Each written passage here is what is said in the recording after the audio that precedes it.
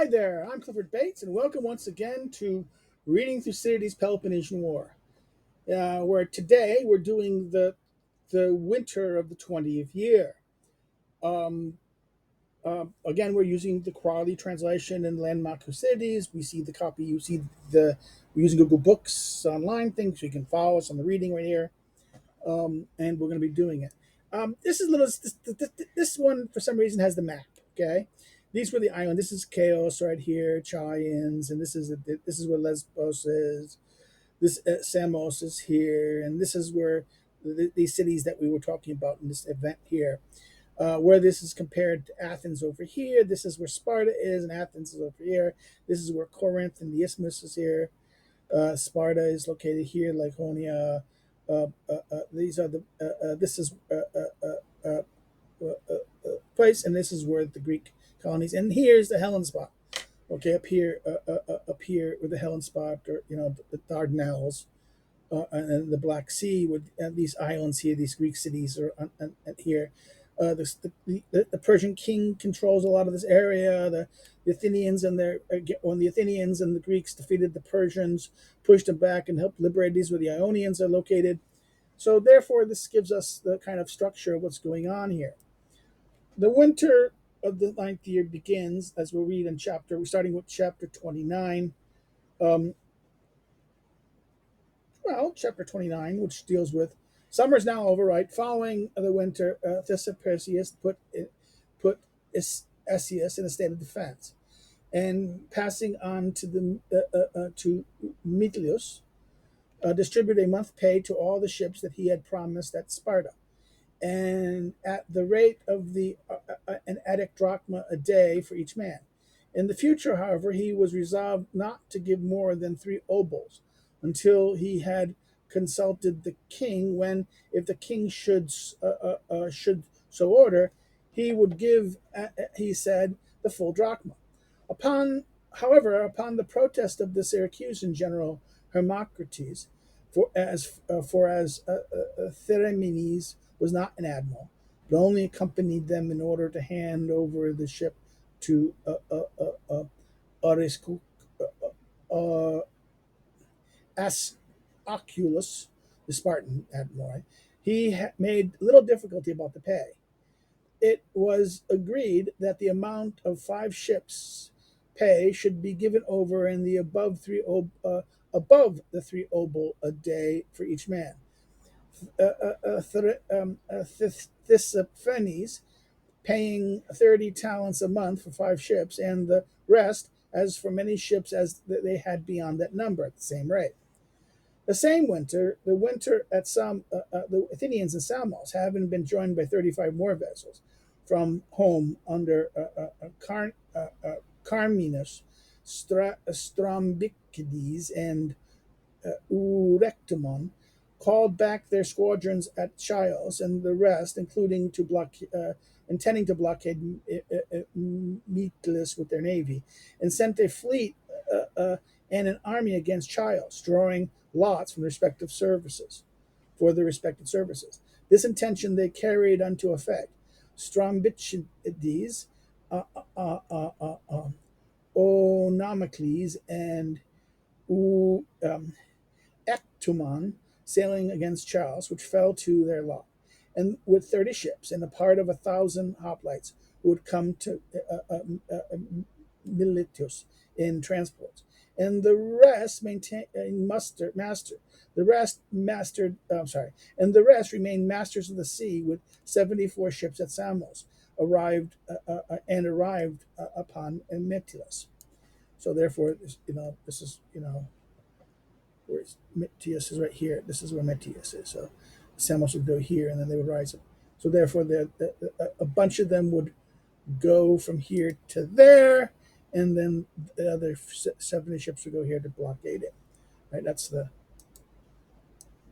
Meanwhile, Aristarchus, who at the time was in Chios collecting the hostages required in consequence of the conspiracy, stopped upon learning that the fleet with Themenes had arrived, and that the affairs of the alliance were in a more flourishing condition, and put out to sea with 10 Peloponnesians and as many Chian vessels.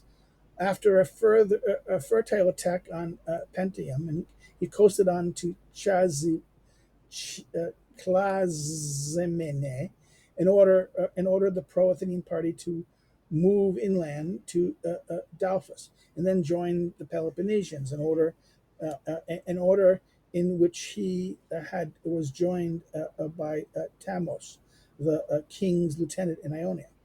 This order being disregarded, Aristarchus Aristarchus made an attack upon the city, which was unwalled, and having failed to take it, was himself carried off by a strong gale to Phocia and Cheme, while the rest of the ships put in at the island adjacent to Casamonier, that is Marathanusa in peril, and Dryomusa.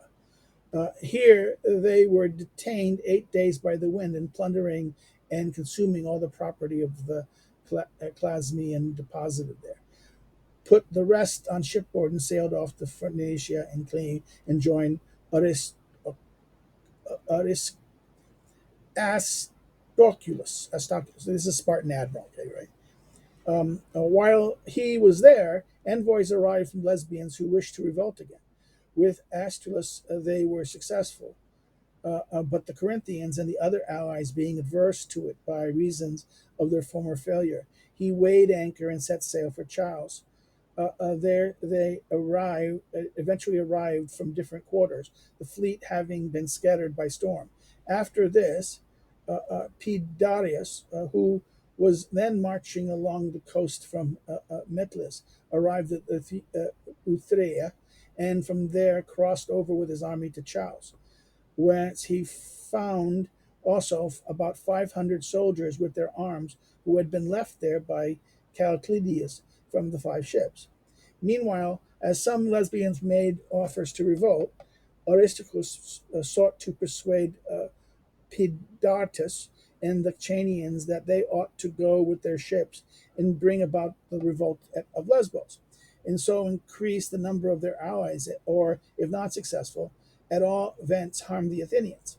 The Chidians, however, turned a deaf ear to this, and Pedarius flatly refused to give up to him the Chanian vessels. Upon this, Astoculus took the 5 Corinthian and 1 Megarian vessels, with another from Hermonion, and the ships which had come with him from Laconia, and set sail for Mytilus, to assume command as admiral, after telling the Chanians with many threats that he would certainly not come and help them if they should be in need. At Corycus, in the territory of Utria, he went ashore for the night, and the Athenian armament sailing from Samos against Charles, being separated from him only by a hill, upon the other side which it had stopped, so that neither perceived the other. But when a letter arrived in the night from Pidaris to say that the liberated Utrian prisoners had come from Samos to betray Utria, Aristarchus at once put back to Utria, and just so escaped falling in with the Athenians. Here, Predatus sailed over to join him, and after inquiry into the pretended treachery, finding that the whole story had been made up to procure the escape of the men of Samos, they acquitted them on the charge and sailed away. Pidacius to Keros, and Aristomachus to Mytilus, as he had intended. Meanwhile, the Athenian armament sailing around Croas fell in with 3 Chetian trimenes off Argamus, and gave immediately chase. A great storm coming on, and the Chaeans took refuge in the harbor, and the 3 Athenian vessels most forward in the pursuit being wrecked and blown ashore near the city of Chios, the crews slain or taken prisoner. The rest of the Athenian fleet took refuge in the harbor called Phenacus under Mount Mittima, and from there they later put into Lesbos and prepared for the work of fortifications. The same winter, the Spartan Hippocrates Hippocrates, sailed out from the Peloponnese with 10 Thurian ships under the command of Dorius, son of Diagoras, and two colleagues, and one Laconian and one Syracusan vessel, and arrived at Sindus, which had already revolted at the investigations of Tissaphernes. When they arrived, or was known at Mytilus, orders came to them to leave half their squadron to guard Cnidus, and the rest to cruise around Thropium and seize all the merchant ships arriving from Egypt. Thropium was a promontory of Cnidus and sacred to Apollo. This coming to the knowledge of the Athenians, they sailed from Samos and captured the 6 ships on the watch at Thryopium, and the crews escaping out of them. After this, the Athenians sailed into Cnidus and made assault on the city, which was unfortified, and took all and all but took it. The next day assaulted it again, but with less effect, and the inhabitants had improved their defense during the night, and had been reinforced by the crews escaped from the ships at Thryopium. The Athenians now withdrew after plundering the city and territories and sailed back to Samos. About the same time, Aristoculus, okay, so never say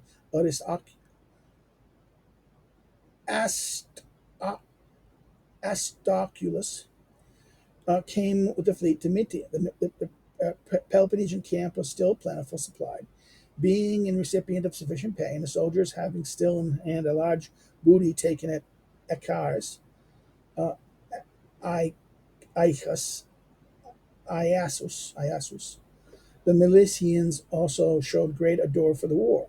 Nevertheless, the Peloponnesians thought the first arrangement with Therapines made with uh, Calclidius defective and more advantageous to him than to them, and consequently, while Theramenes was still there, concluded another, which was as follows: in the agreement of the Spartans and the king, allies of the king, and the sons of the king, and with Theresippes, in a treaty of friendship as follows: neither the Spartans nor the allies of the Spartans shall make war against or otherwise injure any country or city that belonged to King Darius or did belong to his father or to his ancestors.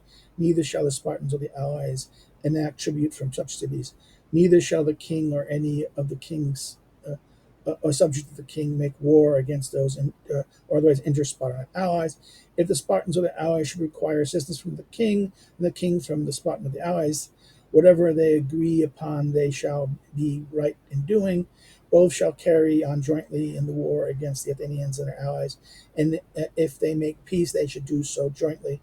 The expense of all troops in the king's country shall sent forward by the king shall be borne by the king.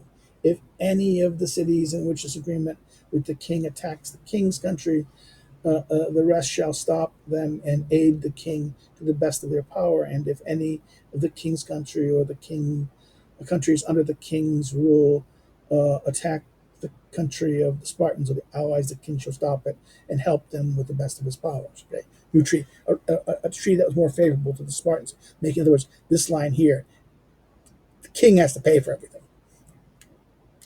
After this convention, Theramenes handed over the fleet to Altacus, sailed off in a small boat, and was lost. The Athenian armament had now crossed over from Lesbos to Charles, and after being master on land and sea, began to fort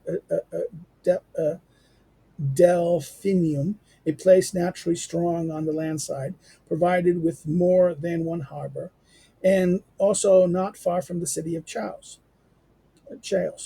Meanwhile, the Chanians remained inactive, already defeated in so many battles. Now they were also at discord among themselves. The execution of the party of Titus, son of Ion, by Pidacius upon the charges of Atticism, followed by the forcible imposition of an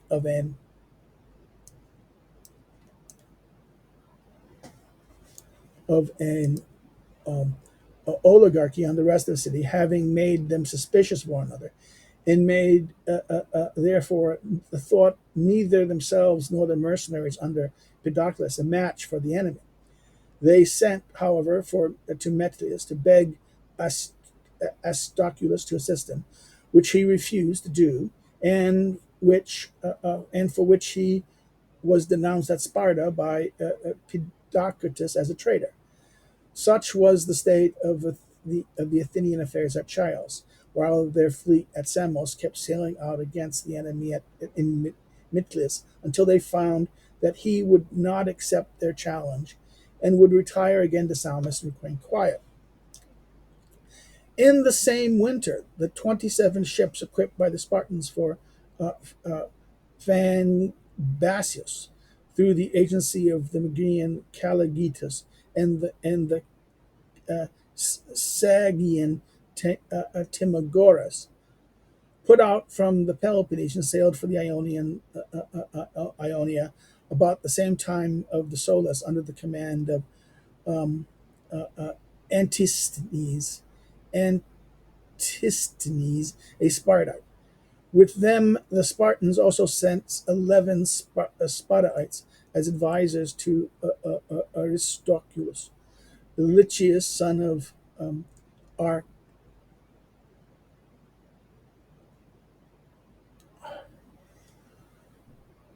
Archysilid, Arcilios, being among the number. Arrived at Mytilus, their orders were to aid in generally superintending the goods of the war, the good conduct of the war, to send off the above ships or the great or a greater or lesser number to the Hellespont to farm Basus, if they thought proper, appointing Clericus, son of Rempedes, who, who sailed with them, to command. And further, if they thought proper, to make Anticedes admiral, dismissing Aristarchus, whom the letter of Pedaeus had caused to be regarded with suspicion.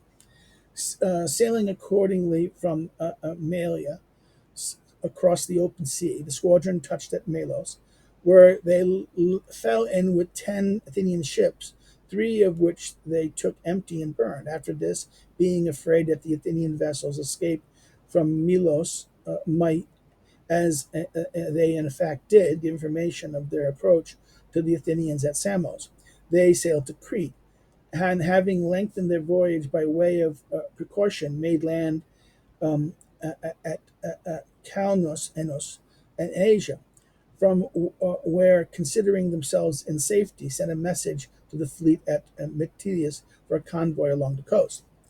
Meanwhile, the Chanians and Pedertus, undeterred by the delays of Aristoclus, went on sending messages pressing him to come with all the fleet to assist them against their besiegers, and not to leave the greatest of the allied states, Ionia, to be shut up by sea and overrun and pillaged by land. They were more slaves at Chios than any other city except Sparta, and being so by reason by their numbers punished more rigorously than offended. Most of them, they when they saw the Athenians' armaments firmly established in the island with fortified position, immediately deserted to the enemy, and through their knowledge of the country did great harm. The Chians therefore urged upon Aristarchus that it was his duty to assist him, and while there was still hope and possibility of stopping the enemy progress, while Delphinium was still in a process of fortification and unfinished, and before the completion of a higher rampart, which was being added to protect the camp and the fleet of their besiegers. Aristarchus now saw that the allies also wished it, prepared to go, in spite of his intention to the contrary, owing to the threat already referred to.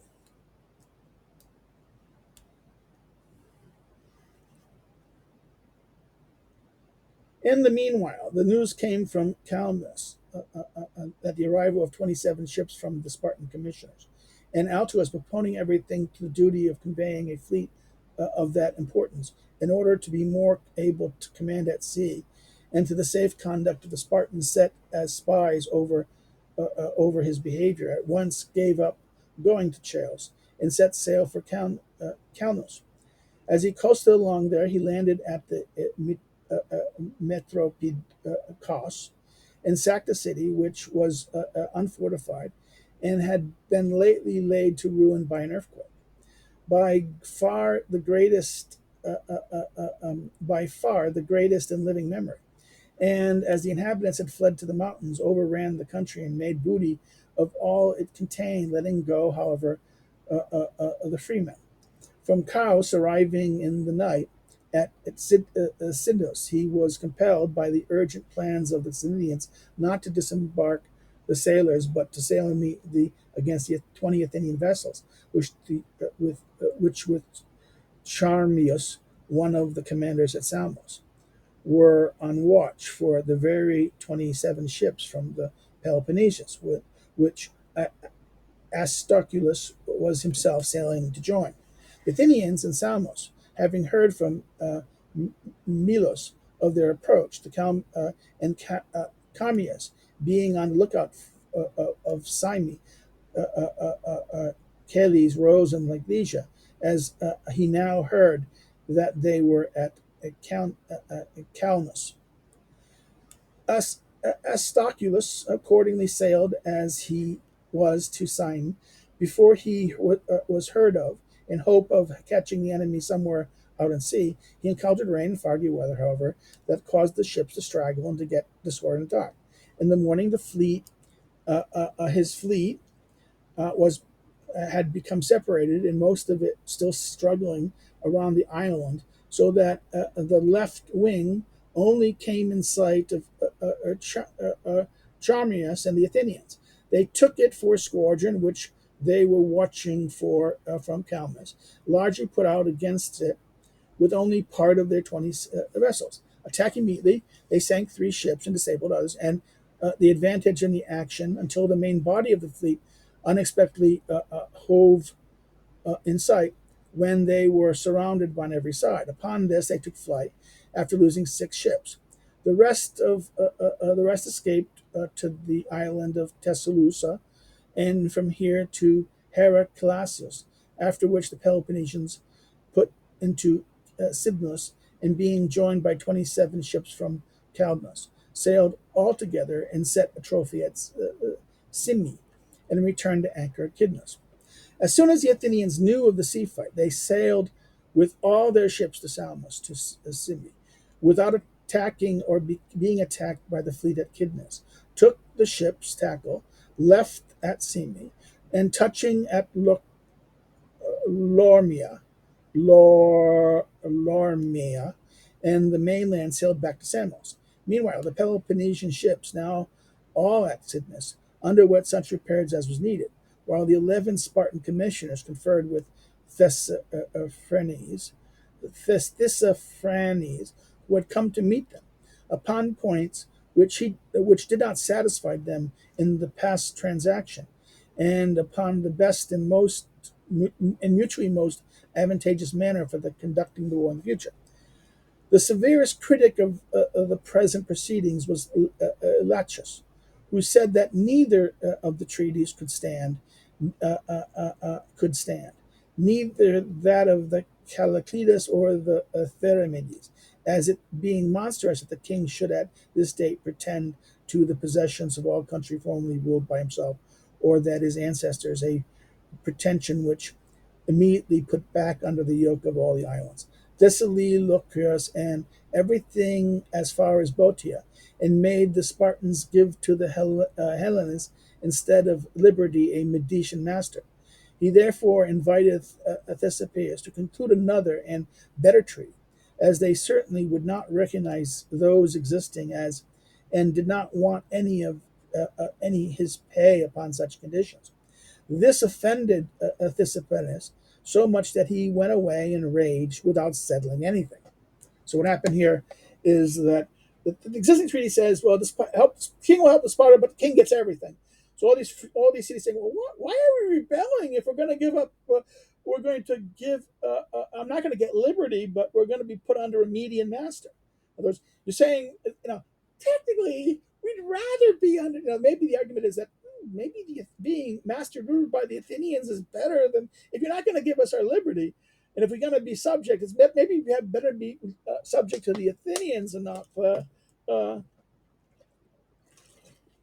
instead of making the deal, the king's representative being outraged, just didn't make an answer. Therefore, the Peloponnesian now determined to sail to Rhodes upon the invention of some of the principal men there, hoping to gain an island powerful by the number of its seamen and by its land forces, and also thinking that they would be able to maintain their fleet from their own allies without having to ask for money from Tissaphernes. They accordingly at once set sail that same winter from Kidlis and first put in with 94 ships at Camiros and the Rhodesian country, to the great alarm of the mass of the inhabitants, who were not privy to the intrigue, and who consequently fled, especially as the city was unfortified. As they afterwards, however, assembled by the Spartans together with the inhabitants of the two other cities at Linus and Ilissus, the Rhodesians were persuaded to revolt from the Athenians, and the island went over to the Peloponnesians. Meanwhile, the Athenians had received the alarm and set sail with the fleet from Samos to forestall them, and came within sight of the island, but being too little late, sailed off from the moment too late, sailed off for the moment to Calais, and from hence Samos, and subsequently waged war against Rhodes, sailing from Calais coast and the Samos. The Peloponnesians now levied a contribution of 32 talents from Rhodesians, after which they hauled their ships ashore and for 80 days remained inactive. During this time, as even earlier, before they went to Rhodes, the following intrigues took place. After the death of Calclidius at the Battle of Mytilus, the Alcibiades began to be suspected by the Peloponnesians. And Aeschylus received from Sparta an order from them to put him to death, he being the personal enemy of Aegeus. And in other respects, though unworthy of confidence, Alcibiades, in his alarm, first withdrew to Tissaphernes, and immediately began to do all he could with him to injure the Peloponnesian cause. Henceforth became his advisor in everything. He cut down the pay of the Attic drachma to 3 obols a day, and even this not paid too regularly, and told Tissaphernes to say that the Peloponnesians, that the Athenians, whose maritime experience was of an older date than their own, only gave their men 3 obol, not so much from poverty as to prevent their seamen from being corrupted by being too well off, and spoiling their fitness by spending money upon enervating indulgences, and also paid their crews irregularly in order to have security against their deserting in arrears, which they would leave behind them. He also told Therapines to bribe the captains and generals of the cities, so obtained their agreements, an expedient which succeeded in all but all except the Syracusans. Hermocrates alone opposing him on behalf of the whole alliance. Meanwhile, Alcibiades sent away the cities that were asking for money, telling them in the name of Tissaphernes that it was great imprudence in the Chionians, the richest of people in Hellenas, not content with being defended by a foreign force, to expect others to risk not only their lives but their money as well on behalf of their freedom, while the other cities, he said, had to pay largely to Athens before their rebellion. He could not justly refuse to contribute as much or even more now for their own defense. He also pointed out that Tissaphernes was at very present carrying on a war at his own expense, and and had good cause for economy. But as soon as he received remittance from the king, he would give them their pay in full and would do what was reasonable for the cities. Okay, is the map of the areas right there, the larger map, the larger area there. He goes, Alcibiades. Now this is Alcibiades plotting. The Spartan. First, the Spartans. Remember the story that he concocted the whole. Alcibiades was the person who came up with the whole Syracusan affair, right? And he convinces the city to go to Athens to go to that. But then what's happened is he gets caught. In other words, the people who oppose him politically and democratically use the scandal of the statues, right, the violations of this, and accuse him of being impiety. And just as the invasion began, they order him to come back to be tried, knowing that he's going to get executed, opted to flee, deserts to Sparta, convinced the Spartans to help the Syracusans. Okay, and therefore, these is that now the Spartans don't trust him, and now he's advising the king. He basically advised the Spartans to get in this plan over here to go into the lead the rebellion of this. And now the Spartans don't trust him, and now going to kill him. And he switched side to he sides with the Persian leader, and who's angry right now because the Spartans demanded a new the Spartans demanded a new renegotiation, because that why are they going to all these allies are rebuilding? Why are they going to we promised them liberty? They're basically saying we promised us liberty, and that's not fair to us that you're going to be giving us we're going to instead of getting liberty, we're going to be given a new master. Okay, and when the Spartans agreed, okay, that's a good argument, because we are dependent upon these people, rebels paying for us. And actually, even they went over there to ignore when the king's representative went away, they just decided to opt out. With the allies in this, maybe the allies can pay, the rebelling countries can pay for the Spartan operations. We don't need the king's money, this Persian king money. And this is what at this moment they're thinking they don't need a king anymore. They don't need Alcibiades. Alcibiades catches on this and tries to convince that this could be an operation like this, try to get the Persians to get the support of the allies, but do so in a certain way. Okay. Alcibiades further advised Demosthenes not to be in a great hurry to end the war, or to let himself be persuaded to bring up the Phoenician fleet, which he was equipping, or to provide pay for more Hellenes, and thus put the power to land and to sea into the same hands, but to leave each of the contending parties in possession of one element, and enabling the king, when he found one party troublesome, to call on the other.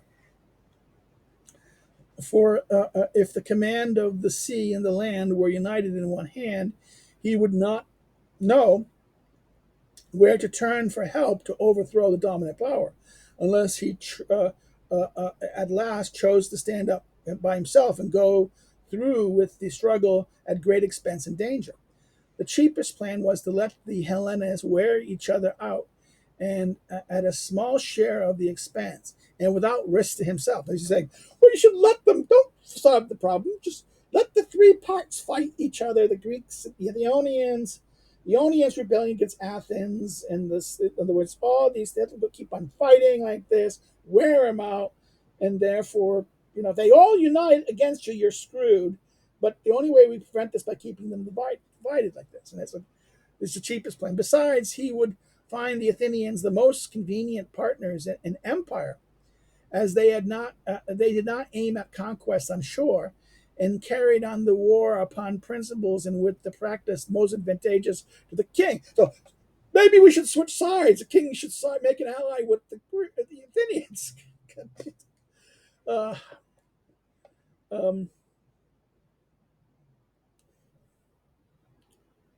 Upon was purchased the king, and prepared to combine to conquer for the sea for Athens, and for the king all the Hellenes inhabiting his country, with whom the Peloponnesians on the contrary, had come to liberate. On the one hand, it was not likely that the Spartans would free the Hellenes from the Hellenic Athenians without freeing them also from the barbarian Persians, unless overthrown by him in the meantime. Alcibiades therefore urged him to wear them both out at first, and after reducing the Athenian power as much as he could, forthwith to rid the country of the Peloponnesians.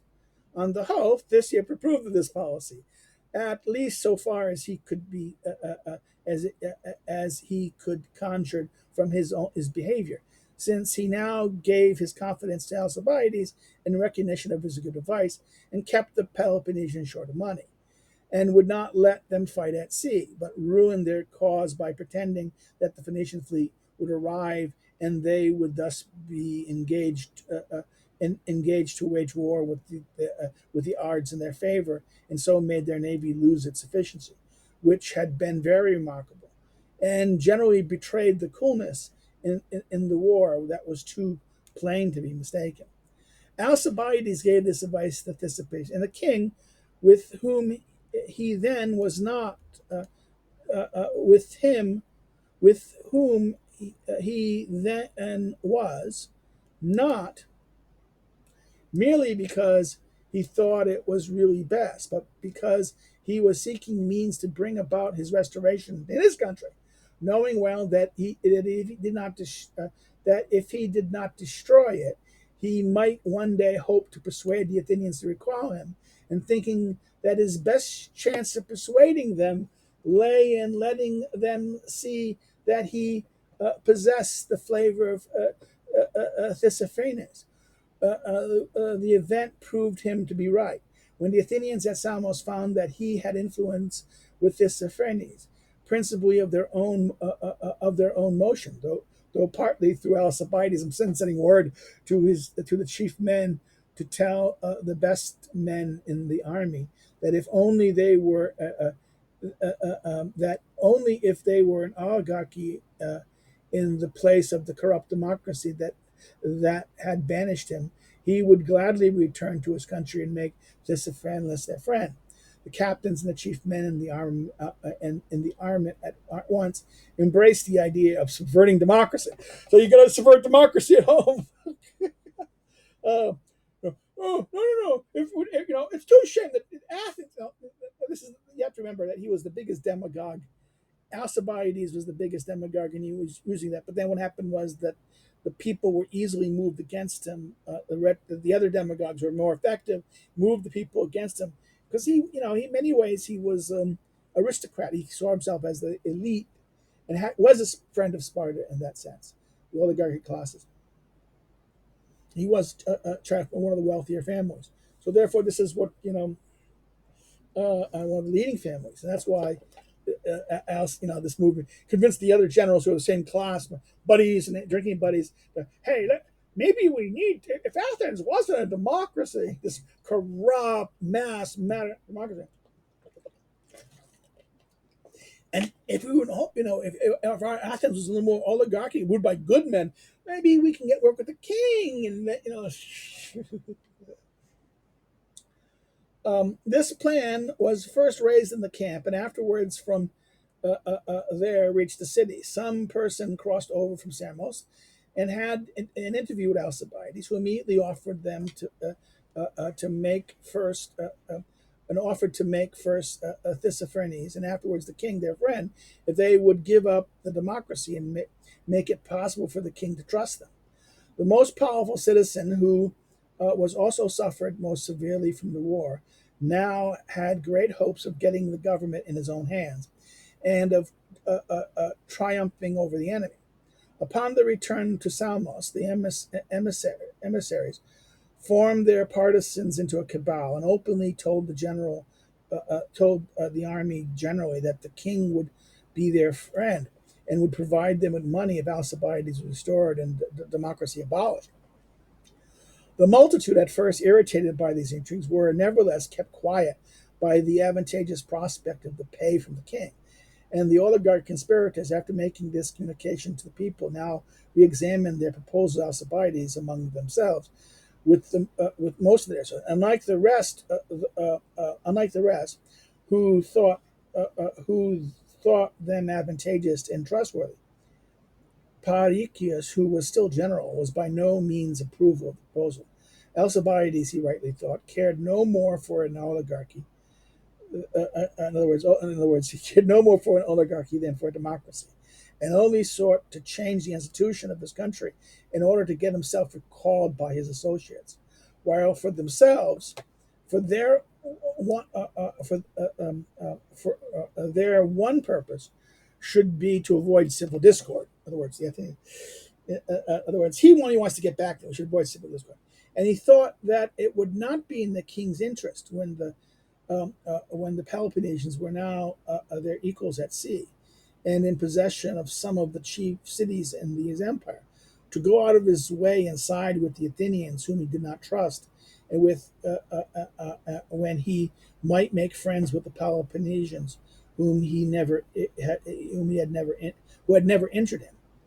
And as for the allied states, to whom oligarchy was now offered, because the democracy was to be put down in Athens. He knew well that this would not make the rebels come back any sooner or confirm the loyalty of their allegiance, as the allies would never prefer servitude with one oligarchy or democracy to freedom with their constitutions, which they currently lived under. So, whichever type it belonged. In other words,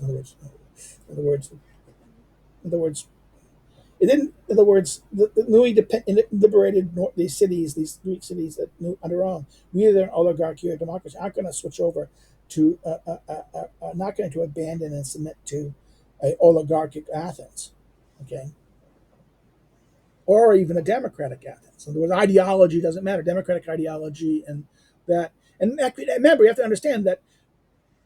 It wasn't about democracy siding with democracies, because remember, it was more the case in the Syracusan campaign that a democratic Athens attacked a democratic Syracuse, and that what divided them was really ethnicity of the difference between the Ionians versus Dorians, right? And therefore, this guy's saying, well, Alcibiades' plan that this is really about oligarchy.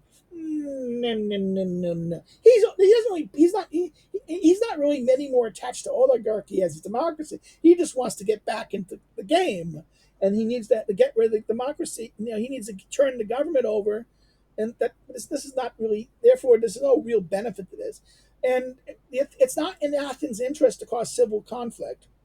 Because if we cause civil conflict, we're weak now. If we all of a sudden we institute a kind of civil war and civil factionalism in our domestic politics, this may make us weaker. And why should the king support us Athenians? So what's his name? Phinakos. I can't ever say his name. Okay, Phrynikios. Phrynikos was not that wrong. He's the general in charge of things, right? In other words, that they wouldn't put whatever.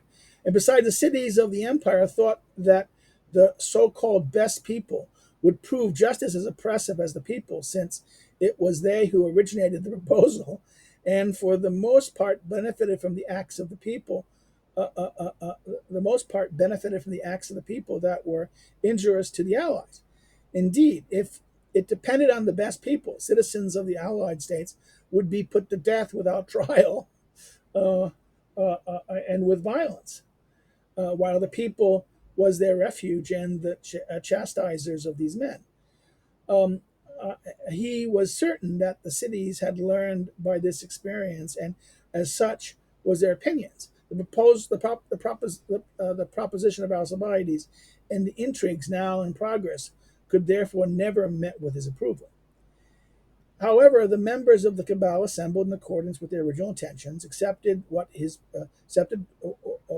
proposed, and prepared to send Lysander, right, and others to an embassy, Pisander, and others as an embassy to Athens to work for the restoration of Alcibiades and the abolition of the democracy in the city, and thus make Tissaphernes a friend of the Athenians.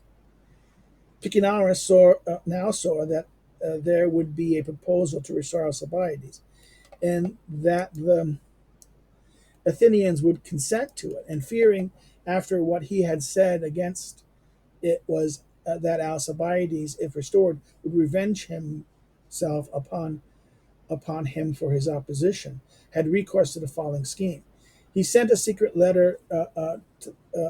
He sent a secret letter to the Spartan admiral Aristarchus, who was still in the neighbor of Metellus, to tell him that Alcibiades was ruining the Peloponnesian cause, making Tissaphernes the friend of Athens, and containing an explicit revelation of the rest of the intrigue, desiring to be excused if he sought to harm his enemy, even at the expense of interest of his country. Aristarchus, however, instead of thinking of punishing Alcibiades,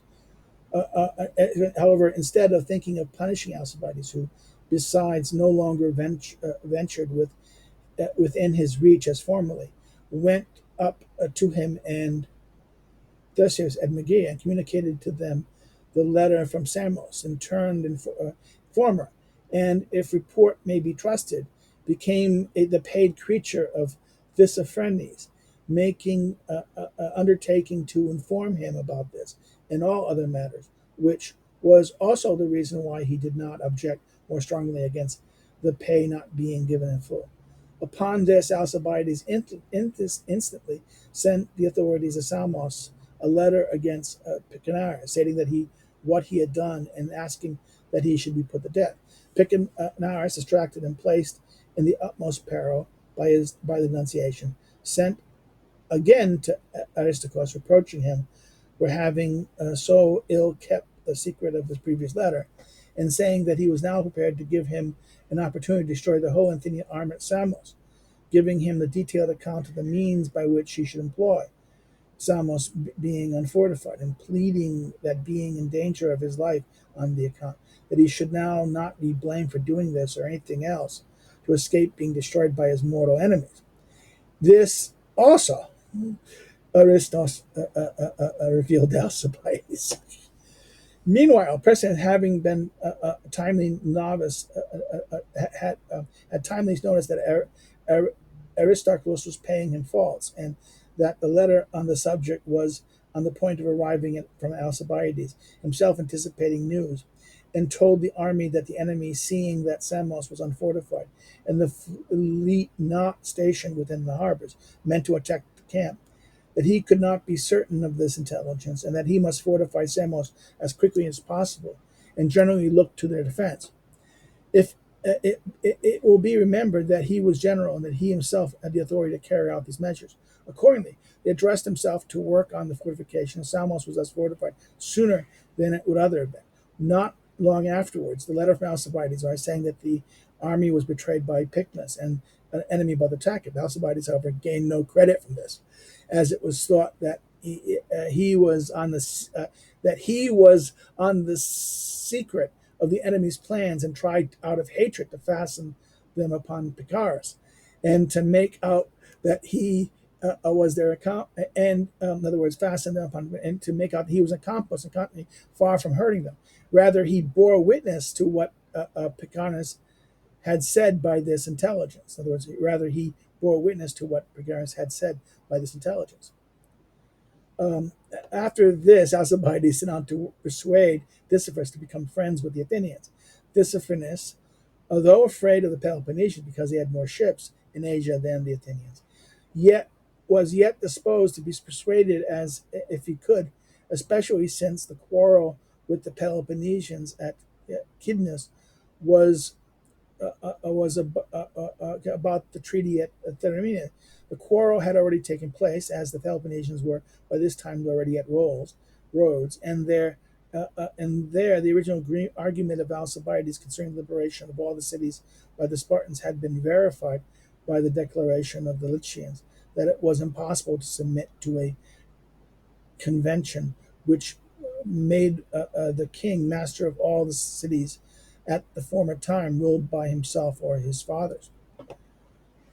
While Alcibiades was soliciting the favor of Tissaphernes with earnestness in proportions to the greatness of the issue, the Athenians' envoys who had been dispatched from Samos with Piander arrived in Athens and made a speech before the people, giving a brief summary of their view, and particularly insisting that if Alcibiades recalled the democratic constitution changed, they could have the king as their ally and would be able to overcome the Peloponnesians. A number of speakers opposed them on the question of democracy.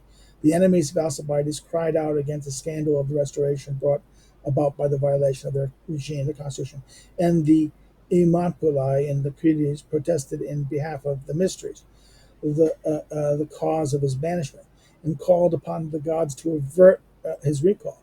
When Pisander, in the midst of this much opposition and abuse, came forward, and each of his opponents aside asked him for the following question: in the face of the facts that the Peloponnesians had as many ships as their own confronting them at sea, more cities in alliance with them, and the king and the Tissaphernes to supply them with money, and which the Athenians had none left, had he any hope of saving the city unless someone could induce the king to come over to their side? Upon their reply that they had not, he had plainly said to them, "This cannot, we cannot have, unless this we cannot have unless we have a more moderate form of government, and put the offices into fewer hands, so the king and so gain the king's confidence, and forthwith restore Alcibiades, who is the only man living that can bring this about. The safety of the city, not the form of government, is for the moment the most pressing questions, as we can always change it afterwards, whatever we do not like. In other words, we can always change it afterwards. Save the cities, care for the city. Therefore, let's try to. The people were at first irritated by the mention of an oligarchy, but upon understanding clearly from Pisander this was only resources left, they took counsel of their fears and promised themselves one day to change the government again, and gave way. Then accordingly voted Pisander should sit with 10 men, and to make best agreement that they could with Thisanius and Alcibiades. At the same time, the people, upon a false accusation of Pisander, dismissed, in other words, false accusation, dismissed Picurus from his post altogether with his colleague Sicranes, sending Diomedes and Leon to replace them in command of the fleet. The accusation was that Pinocchus had betrayed Issos and Amgoras, and Pisander asserted that it was because he had thought him a man unfit for the business now at hand with Alcibiades. Pisander also made the round of all the clubs already existing in the city for help in lawsuits and elections, and urged them to draw together and to unite their efforts for the overthrow of democracy, and taking all other measures required for the circumstances, so that in no time might be lost, set off his 10 companions on his voyage to Orestes.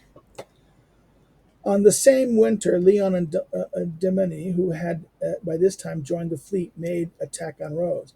The ships of the Peloponnesians found hauled on shore there, and after making a descent upon the coast and defeating the Rhodesians, who appeared in the field against them, withdrew to Chelus and made that place their base of operation instead of Kos, as they could better observe there if the Peloponnesian fleet brought to sea.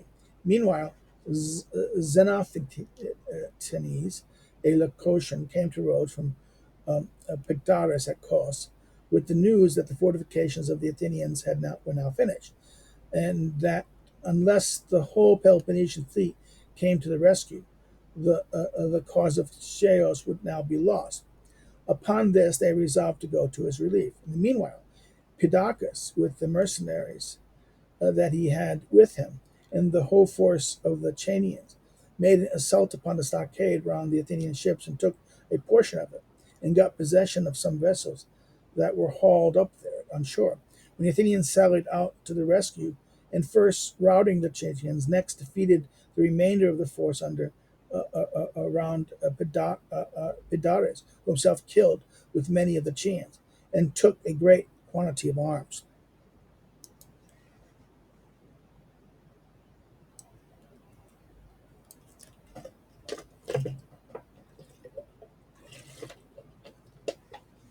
After this, the Chians were besieged even more tightly than before by land and sea, and the famine in the place was great. Meanwhile, the Athenian envoys with Pisander arrived at the court of Thisaphernes and conferred with him about the proposal of agreement. However, Alcibiades, not being altogether sure of Thisaphernes, who feared the Peloponnesians more than the Athenians, and besides wished to wear out both parties, as Alcibiades had recommended, had recourse to the following stratagem to make the treaty between the Athenians and Thisaphernes miscarry by reasons of the magnitude of the latter's demand. In my own opinion, Thisaphernes desired this result, fear being his motive, while Alcibiades, who now saw that Thisaphernes was determined not to treat on any terms, wished the Athenians to think not that he was unable to persuade Thisaphernes, but that the latter had been persuaded and was willing to join them. They had not conceded enough to him. They had not conceded enough to him. For the demands of Alcibiades, speaking for Thisaphernes, who was present, were so extravagant that the Athenians, though for a long while they agreed to whatever he asked, yet had to bear the blame of failure. He required the cession of the whole Ionia, next of the islands adjacent, besides other concessions, and these passed without opposition. At last, in the third interview, Alcibiades, who now feared a complete discovery of his inability, required them to allow the king to build ships and sail along his own coast wherever and with as many as he pleased. Upon this, the Athenians would yield no further, and concluding that there was nothing to be done but that they had been deceived by Alcibiades, went away in a rage and proceeded to Samos.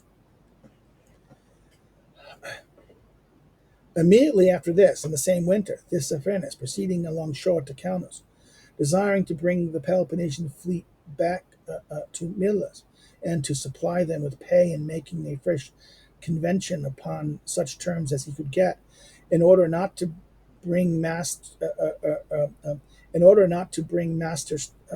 to matters to an absolute breach between them, as he was afraid that if any of their ships were left without pay, they would be compelled to engage or be defeated, or that their vessels being left without hands, the Athenians would attain their objects without assistance. Still more, he feared that the Peloponnesians might ravage the continent in search of supplies. Having considered all this, and joined to his plan keeping two sides equal, he now sent for the Peloponnesians, gave them pay, and confident with them a third treaty in words. This is the third treaty. In the 13th year of the reign of Darius, while Exilippus was for in Sparta, a treaty was concluded in the plain of Meander by the Spartans and their allies with Thisaphernes, Hermocles, and the son of Pharmacles, concerning the affairs of the king and the Spartans and their allies. The country of the king in Asia shall be the king's, and the king shall treat his own country as he pleases. The Spartans and their allies shall not invade or injure the king's country, nor shall the king invade or injure that of the Spartans or their allies, or any of the Spartans or their allies injure the king's country, and the Spartans and their allies shall prevent it. And if the king's country invade or injure the Spartans and their allies, the king shall prevent it. Thereafter shall provide pay for the ships present according to their agreement upon the arrival of the king's vessel. But after the arrival of the king's vessel, and the Spartans and their allies may pay their own ships if they wish it. If, however, they chose to receive the pay from Thippas, Thippas shall furnish it, and the Spartans and their allies shall repay him at the end of the war such moneys as they shall have received. And after the king's vessel has arrived, the ships of the Spartans and their allies and those of the king shall carry on the war jointly, according as Tissaphernes and the Spartans and their allies shall think best. And if they wish to make peace with the allies, they may make peace also jointly. This was the treaty. After this, Tissaphernes appeared to bring up the Phoenician fleet according to the agreement and to make good his other promises. Or at least events wished to make them appear that he was preparing so. Winter was drawing close. Winter was now drawing to its close, and the Boeotians took Orpheus by treachery, although it was held by an Athenian garrison. Their accomplices in this were some Orpians themselves, and the Etruscans who were plotting the revolt in Eubola, as a place was exactly opposite Utria. And while the Athenians' hands was necessary a great threat to Etria and the rest of Euboea. Utrapos being in their hands, the Etruscans now came to Rhodes to invite the Peloponnesians to Euboea. The latter, however, were set rather on the relief of distressed Achanians, who and accordingly put out to sea and sailed with their ships from Rhodes. Off Trippium, they sighted the Athenian fleet out of the sea sailing from Chalcis, and neither fleet attacked the other. The Athenians went on to Samos, the Peloponnesians to Mytilus, seeing that it was no longer possible to relieve chaos without a battle, and the winter ended, and it was thus ended the 28th year of this war, in which Thucydides is historian. We'll end here. This is with the end of the winter. Okay. So if you like this, you can like it, click like, and say, I like this. Put your comments below, comments, questions, or things like this, and even suggestions below. If you can subscribe and recommend other people subscribe, share the video to others people. Like this. The more the better. Increase things. If you wish to help, you can follow me on social media. That link's below. And if you want to assist us, there's ways that can do it through Patreon or Subscribestar, or you can just buy my book. If you're interested in doing Aristotle, reading Aristotle, and this is a good book, the by Lulu. That information is available. You can find it on Amazon. My book, A Notebook for Aristotle's Politics.